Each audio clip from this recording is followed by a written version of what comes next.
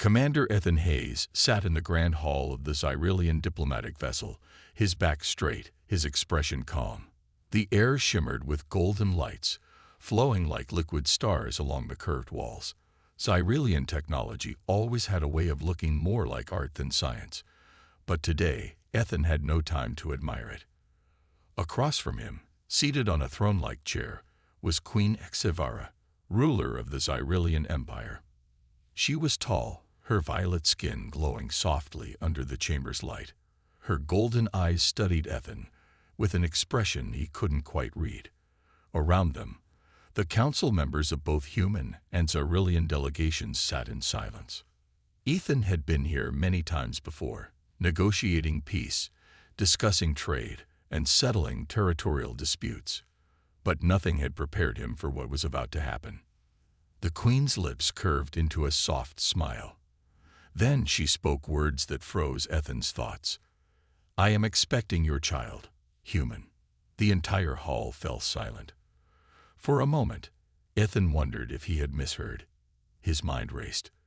What did she just say? His fingers curled against the table, his heartbeat loud in his ears. He took a slow breath, trying to keep his voice steady. "Excuse me."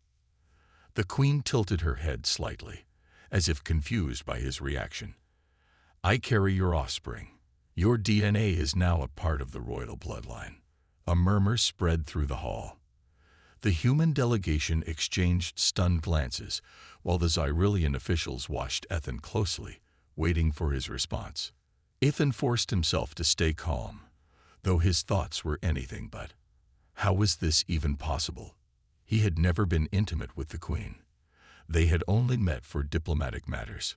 "With all due respect, Your Majesty, that's impossible," Ethan said carefully. The Queen's glowing eyes never left him. "It is not impossible, Commander Hayes. Xyrilians have advanced genetic abilities. We do not require physical union to integrate compatible DNA. When I chose you as the genetic donor, my body adapted to accept and combine our genes naturally." Ethan's throat went dry. Chose him? For what? Some kind of experiment. A political move. The human ambassador, a stern-looking woman named Ambassador Clark, finally spoke. "This is outrageous. You're saying you took our commander's DNA without his knowledge." The Queen remained calm, not without consideration. Humans are known for their intelligence, adaptability, and strength. My people need those traits to ensure our future. The child I carry will unite both our species in ways we have never imagined. Ethan felt a cold weight settle in his chest. This wasn't just about him. If what she said was true, then this child, his child, was going to be the first human-Xyrilian hybrid. It would change everything. But he hadn't agreed to this. "And what if I refuse to accept this?" Ethan asked, his voice firm. The Queen's expression didn't change, but there was something in her eyes, something almost sad. "Then you will deny the child a connection to their father. But the child will still be born." Ethan clenched his jaw. He could already see how this would play out. The human government would be furious. Some would see this as an attack, a trick. Others might see it as an opportunity. And what about the Xyrilian people? Would they accept a half-human heir? Or would they see this as a betrayal of their traditions? One thing was certain, his life would never be the same after today. Before he could respond, a Xyrilian council member spoke. "Your Majesty, the humans will not easily accept this. We must be cautious." Another human diplomat, a young man with nervous eyes, whispered to Clark, "If this is true, Earth will demand proof." Ethan exhaled slowly. His mind was in chaos, but he knew one thing for sure. He needed answers. He looked directly at the Queen. "Then prove it."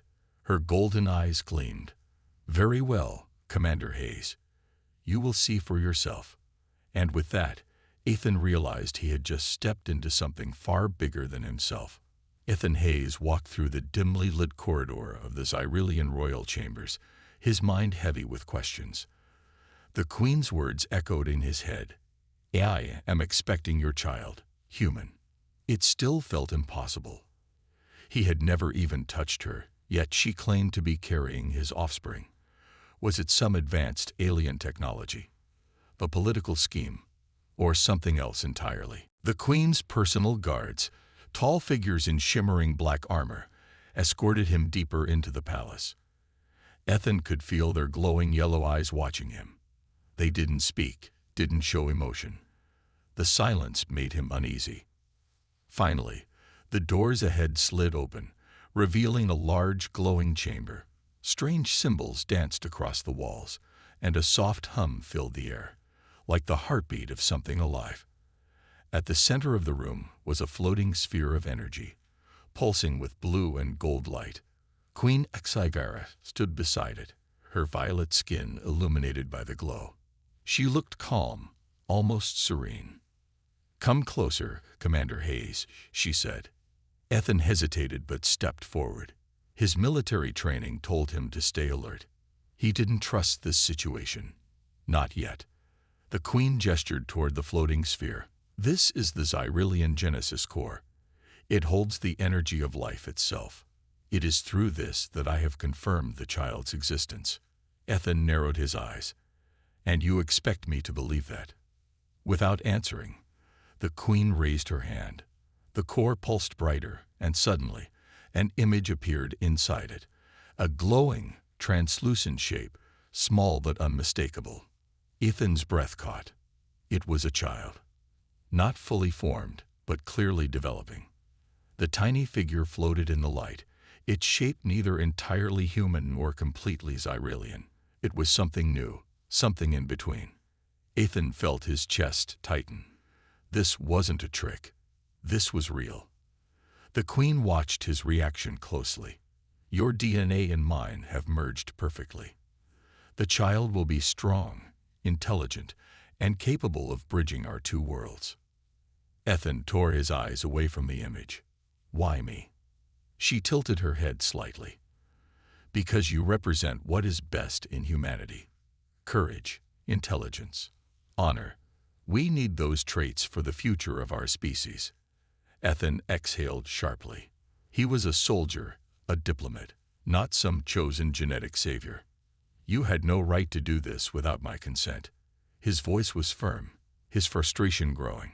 For the first time, the Queen's expression softened. "I understand your anger, but you must see. This is not just about us. This child is a symbol of peace, a bridge between our two civilizations." Ethan clenched his fists. He didn't ask for this responsibility. And yet, he couldn't ignore the truth in front of him. The silence stretched between them before he finally spoke. "What happens now?" The Queen's golden eyes met his. "Now you must decide if you will accept this child, and the role that comes with it." Ethan stared at the glowing core, his mind racing. This wasn't just about his future anymore. It was about the future of two entire species, and he had a choice to make. Ethan Hayes stood frozen, staring at the glowing sphere before him. The image of the unborn child flickered inside the Xyrillian Genesis core, its small, translucent form suspended in golden light. It was real. His child. A part of him still struggled to believe it, but there it was, proof that his DNA had been merged with Queen HFY's. He exhaled slowly, trying to steady his thoughts. Everything had changed in the span of a few minutes. He had come to this meeting expecting another diplomatic negotiation, but instead, he was now standing at the center of a decision that could alter the future of two species. "What do you expect from me?" Ethan finally asked, his voice calm but firm. Queen HFY stepped closer, her golden eyes locked onto his. "I do not expect anything, Commander Hayes, but I ask you to accept this child, to recognize them as yours." Ethan's jaw tightened. "And if I don't?" The Queen sighed, a rare moment of emotion breaking through her normally composed expression. "Then the child will be born without the presence of their father, and the bond between our species will remain fragile." Ethan ran a hand through his short brown hair. This wasn't just about him. This was a political matter, a cultural shift. A human Xyrillian hybrid had never existed before. There were those on both sides who would see this as an opportunity, and those who would see it as a threat. But at the heart of it all, there was an innocent life growing inside the Queen. His child. The thought made his chest tighten. "I need time to think," Ethan said at last. The Queen nodded. "I understand. But time is limited. Soon, the human government will learn of this, and they will react. Some will want to celebrate this union, but others will see it as an act of manipulation." Ethan knew she was right. Back on Earth, there were factions that viewed aliens with suspicion, even hostility. They wouldn't take kindly to the idea of a human being used, especially not their decorated war hero and diplomat. "What about your people?" Ethan asked. "Will they accept a half-human heir?" Queen Severa's expression hardened slightly. "There will be opposition. Some of my council believe this is a mistake, that the royal bloodline should remain pure. But I do not lead my people based on fear." Ethan studied her carefully. She was strong, confident, a leader who had guided her people through difficult times. And now she was risking everything for a future that she believed in. For a brief moment he wondered, had she chosen him only for his genetics, or was there something more? Before he could say anything, the doors to the chamber slid open with a low hum. A Xyrilian guard entered, bowing slightly. "Your Majesty, urgent news from the High Council." Sivera turned to Ethan. "It seems our time is already running out. The storm begins." Ethan followed the Queen through the palace halls. The guards led them into a circular chamber where a holographic projection flickered in the center. Several Xyrilian officials stood waiting, their expressions unreadable. One of them, an older Xyrilian with deep blue markings on his skin, spoke first. "The humans know." Ethan's stomach dropped. "What do you mean?" he asked. The council member turned to him. "Your government intercepted a communication. They have learned of the child, and they are demanding answers." Ethan clenched his fists. Of course they had found out. The human government had eyes everywhere, especially when it came to interspecies relations. They would see this as more than just a personal matter. They would see it as a political crisis. Queen Xigar remained calm. "What are their demands?" Another council member, a female with dark silver skin, spoke. "They have requested a direct meeting with Commander Hayes. They wish for him to confirm the truth." Ethan's mind raced. If he confirmed this, it would send shockwaves through both civilizations. There would be those who would see this as a step toward unity, and those who would see it as a violation of human autonomy. And then there was the biggest question of all. Would they even let the child be born? Ethan took a slow breath. "If I meet with them, they'll want to take control of the situation. They'll want to decide what happens next." Queen Xigara nodded. "That is why you must choose carefully. If you acknowledge the child, you may be forced to fight for their right to exist." Ethan looked at the Queen, then back at the hologram. The faces of the Xyrilian Council watched him closely. He could feel the weight of his decision pressing down on him. "I'll meet with them," Ethan said at last. "But I won't let them dictate the future of this child." For the first time since this conversation began, Queen Xigara smiled. And deep in his heart, Ethan knew this was only the beginning. Ethan sat in the sleek transport shuttle, his hands gripping the armrests as the ship glided through space. His mind was racing. The human government had demanded answers, and now he was on his way to meet them. He had barely had time to prepare before being rushed onto the ship. He knew what awaited him: a room full of politicians, military officials, and high-ranking diplomats. They would question him, challenge him, maybe even accuse him. But Ethan had made his decision.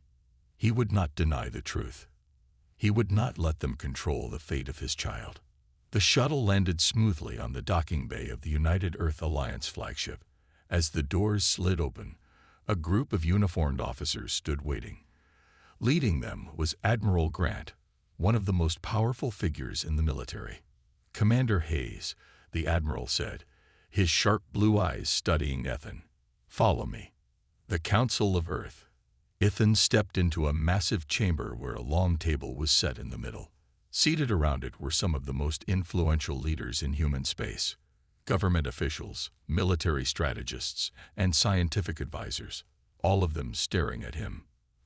President Eleanor Vance sat at the head of the table. Her expression was unreadable. "Commander Hayes, we will keep this brief." She tapped a button on the table, and a holographic image appeared: Queen Exivara and the child growing inside her. The room was silent for a moment. Then the questions began. "Is this real?" one official asked. "Did the Xyrillian queen manipulate you?" another accused. "Do you understand what this means for humanity?" Ethan stood firm. "I was not manipulated. I was not forced. This child is real, and it is mine." A murmur ran through the room. Some looked shocked, others angry. Admiral Grant leaned forward. "You do understand what this means, don't you? A human-Xyrillian hybrid. It's never happened before. We don't know what kind of consequences this could have." Ethan met his gaze. "It means we have a chance for something bigger than war or politics. This child could be the bridge between our species." President Vance sighed. "That may be true, Commander, but not everyone will see it that way. There are those who believe the Xyrillians are using you to gain power over humanity." Ethan clenched his fists. "That's not what's happening." "Then prove it," the president said. "You must convince us that this child is not a threat, that this is not a danger to our future." Ethan knew this would not be easy. The fate of his child, and possibly peace between their species, depended on what happened next. Meanwhile, on Xyrillia, back on the Xyrillian homeworld, Queen Exivara stood before her own council. She, too, was facing opposition. One of her advisors, Lord Vexel, stepped forward. "Your Majesty, this is dangerous. A human Xyrillian hybrid could weaken our empire." Another council member added, "Some of our people believe this child is unnatural. They fear what it could mean." Queen Exivara remained calm. "Our people have always feared change, but change is necessary for survival." She looked around the room. "This child is not a mistake. It is the future, and I will not allow anyone to harm them." Lord Vexel frowned. "You are placing great faith in the human. Are you certain he will stand with you?" Xivara's golden eyes softened slightly. "I believe in him." But deep inside, she knew this battle was far from over. Back on the flagship, Ethan took a deep breath. He had one chance to make them understand. "You see this child as a threat," he said, looking at the council members. "But I see something else. I see hope." He stepped closer to the table. "We have spent years fearing the Xyrillians, fighting them. But what if we could build something different? What if this child is proof that our species can coexist?" The room was silent. President Vance folded her hands. "And if we do not accept this, what then?" Ethan's voice was steady. "Then you will make an enemy of me." The tension in the room was thick. No one spoke. Finally, the president sighed. "We will consider your words, Commander Hayes. But understand this, humanity will not accept this easily." Ethan nodded. "I never expected it to be easy. I only ask that you give this child a chance." As he left the room, he knew this was only the beginning of the battle. Ethan walked through the long, sterile halls of the flagship, his mind racing. The meeting had ended, but the real battle was just beginning. The fate of his child, Queen Exivara, and even the fragile peace between their species was at stake. The moment he stepped into his assigned quarters, a small communicator on his wrist beeped. A priority message from Queen Exivara. He pressed the button, and a holographic projection of Exivara appeared before him. Her golden eyes were sharp, but he could see the tension behind them. "Ethan, I fear things are moving too fast." His heart clenched. What happened? "The Xyrillian High Council is divided. Many of them see our child as a risk. Some even whisper about." She hesitated, her voice low. "Removing the problem before it is born." Ethan's blood ran cold. You mean they want to? Yes, she said, her voice steady but heavy. And it is not only the Xyrillians. There are human factions who share the same thoughts. Ethan clenched his fists. He had known there would be resistance, but the idea of someone trying to harm his unborn child made his anger burn. He would not let that happen. We need to meet, he said, somewhere safe. Scifi nodded. There is a neutral zone, a small space station on the edge of both our territories. We can talk freely there. I'll be there. As the hologram faded, Ethan knew this was no longer just about politics. This was war. Whispers in the dark. Meanwhile, in a shadowed room deep within the human flagship, a group of high-ranking officials held a private meeting. A man with sharp gray eyes, General Harper, leaned forward. Commander Hayes is too close to this situation. He cannot see the threat this child represents. An intelligence officer nodded. If this hybrid is born, it could shift the balance of power. The Xyrillians could use it to manipulate us. A politician at the table hesitated. But what if it isn't a threat? What if it is a chance for peace? Harper's eyes darkened. We cannot afford that risk. The room fell silent. A decision had been made. The secret journey. Ethan had expected resistance when he requested a shuttle, but Admiral Grant approved his mission without argument. That alone made him uneasy. As he piloted the small spacecraft through the quiet void of space, his instincts screamed at him. Something was wrong. But he had no choice. He had to meet Scifi. He had to protect his child. As the neutral station came into view, he activated the landing sequence. The station itself was small, orbiting a dying red star, a relic from an era long past. Few people visited it, making it the perfect place for a secret meeting. The docking bay opened, and Ethan stepped out, his eyes scanning the area. Scifi was already there, wearing a dark cloak to hide her identity. Even as a queen, she had come in secret, just as he had. You made it, she said, relief in her voice. Ethan nodded. We don't have much time. A dangerous proposition. Inside a private chamber, Scifi wasted no time. We cannot trust our own people, Ethan. Both sides have enemies working against us. Ethan leaned against the wall, thinking. Then we need allies. Scifi looked at him carefully.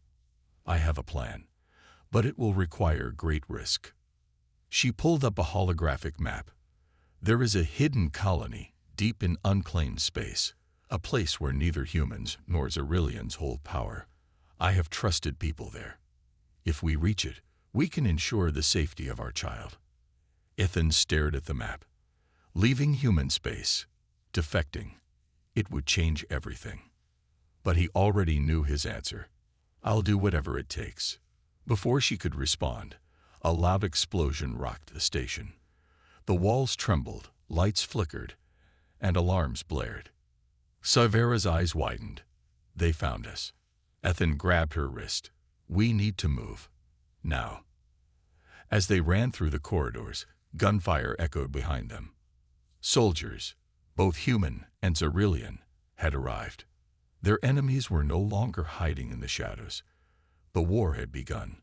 Alarms blared across the space station. Red warning lights flashed, and the walls trembled as another explosion shook the structure. Ethan's heart pounded. They were under attack. Scifi's grip tightened around his arm. They came prepared, she said, her golden eyes scanning the corridors. Ethan didn't hesitate. We need to get out of here. Now. Blaster fire erupted behind them. A squad of soldiers, both human and Xyrillian, rushed in, weapons drawn. They weren't here to negotiate. They were here to kill. Running through the fire, Ethan pulled out his sidearm and fired 2 quick shots, forcing the soldiers to duck behind cover. We can't fight them all, Scifi shouted. Then we don't. We run, Ethan replied. They dashed through the smoke-filled corridors, dodging falling debris and stray gunfire. The space station was coming apart. Severa's communicator crackled. My ship is docked in the lower bay. We need to reach it. Ethan nodded. Lead the way. They sprinted down the winding metal halls, but more soldiers blocked their path. Ethan cursed. They were surrounded. Then, Sci-Fi raised her hands. The air around her shimmered, and suddenly, a pulse of energy blasted outward. The nearest soldiers were thrown back, slamming into the walls. Ethan's eyes widened. What the hell was that? Sci-Fi grabbed his wrist. I'll explain later. Move. Betrayal from within. As they ran, Ethan's communicator beeped. A message from Admiral Grant appeared. Ethan, stand down. You are aiding an enemy. If you surrender now, we can talk. Ethan growled. Talk? You sent an assassination squad. Grant's voice remained cold. The child cannot be allowed to exist. It is a danger to both species. Ethan felt his anger boil over. The real danger is people like you. Asterisk, asterisk. He shut off the communicator, asterisk, asterisk. Sci-Fi looked at him. They won't stop hunting us. Ethan clenched his jaw. Then we make sure they can't catch us. The final stretch. They'd reached the lower docking bay. Sci-Fi's sleek black ship was ready, its engines glowing. But standing between them and the ship was a tall Xyrelian warrior in dark armor. Counselor Voreth, one of Sci-Fi's strongest political enemies. He lifted his plasma blade, its violet glow reflecting in his reptilian eyes. You have betrayed your people, Queen Sci-Fi, he said coldly. Step aside. Let us correct this mistake. Sci-Fi stood firm. This child is not a mistake. Voreth's grip tightened on his weapon. Then you leave me no choice. He lunged. The last stand. Ethan moved on instinct, stepping in front of Sci-Fi and blocking Voreth's strike with his own blade. Sparks flew as their weapons clashed. Ethan was strong, but Voreth was faster. The Xyrelian warrior struck again, forcing Ethan back. Sci-Fi tried to intervene, but another group of soldiers rushed in, forcing her to fight them off. Ethan dodged a killing blow and managed to kick Voreth back.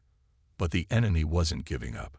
Voreth rushed forward again, until suddenly, a shot rang out.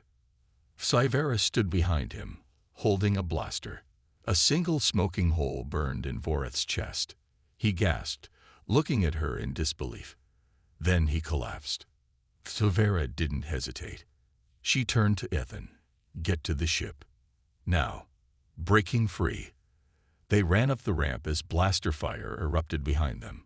The moment the doors sealed, shouted, hold on. The ship's thrusters roared to life. The docking bay exploded behind them as they shot into space. Ethan slumped against the wall, breathing hard. Sci-Fi took the controls, her face tense. We're not safe yet. They'll send ships after us. Ethan pushed himself up. Then we keep running. We find your hidden colony, and we make sure our child has a future. Sci-Fi glanced at him, a small smile on her lips despite the danger. Together. Ethan nodded. Together. But the war was far from over. The stars stretched endlessly before them as Sci-Fi's sleek black ship soared through space. Alarms had finally stopped blaring, but Ethan knew their troubles weren't over. The humans and Xyrelian forces would not give up so easily. Sci-Fi adjusted the controls, her golden eyes scanning the radar. They will come after us soon. We need a place to hide. Ethan nodded, stepping closer. Where's your hidden colony? The one where your people are safe. She hesitated. It's deep in the Charon Nebula. Almost impossible to find unless you know the exact path. Ethan smirked. Then let's get moving before someone else figures it out. She gave him a grateful look and pushed the ship into faster-than-light speed. For now, they were free. The enemy's pursuit. Hours passed in silence, broken only by the hum of the ship. Ethan checked the navigation console. They were still being followed. A fleet of human and Xyrillian warships had locked onto their last known location. Xyvera clenched her jaw. They are too close. If we don't shake them, they might track the colony. Ethan fought fast. They needed a distraction. What about a decoy signal? He suggested. We could send a false distress beacon in the opposite direction. Severa's eyes lit up. That could work. She quickly activated the ship's systems and programmed a fake transmission. Moments later, a distress signal blasted into space, warning of a massive explosion near a nearby asteroid field. Almost immediately, the enemy fleet changed course. Sci-Fi sighed in relief. It worked. They're heading toward the signal. Ethan grinned. Sometimes, you don't need a fight to win. Arrival at the hidden colony.